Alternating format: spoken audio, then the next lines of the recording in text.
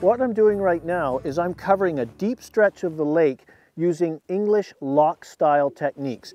It's a long-standing tradition over there to fish from a drifting boat on the lakes or locks using a drogue or sea anchor, as many of you probably know of it over here in North America, to slow and control your drift.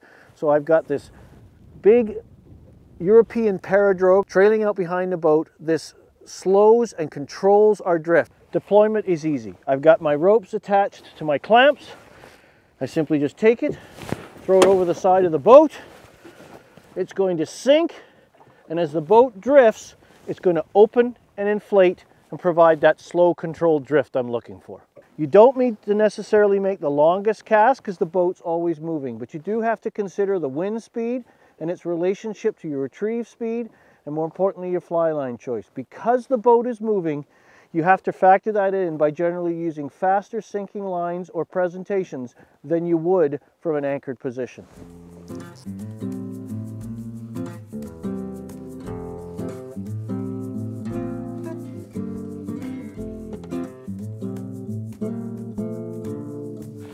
Fish on, fish on.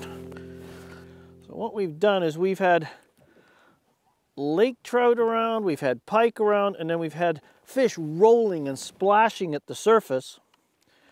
And these fish are lake whitefish, and these are a great fly rod fish. They really give a good account of themselves. So, and they get big in here, up to 10 pounds we've been told. And they're giving me quite a tussle on this 6-weight. And I've just gone to standard trout stuff. I've got an ice cream cone, a chironomid pattern.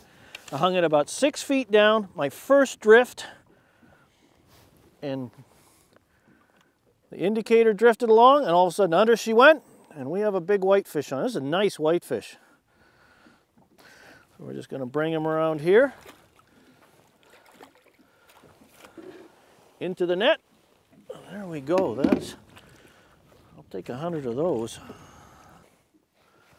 That is a lake whitefish, member of the salmonid family, just like your standard trout, your brookies, sorry, not a brookie, they're a char, but your rainbows, your browns, and they get to 10 pounds, and they are a great tussle on a 6-weight with small chironomid patterns, pheasant tails, beadhead prince nymphs.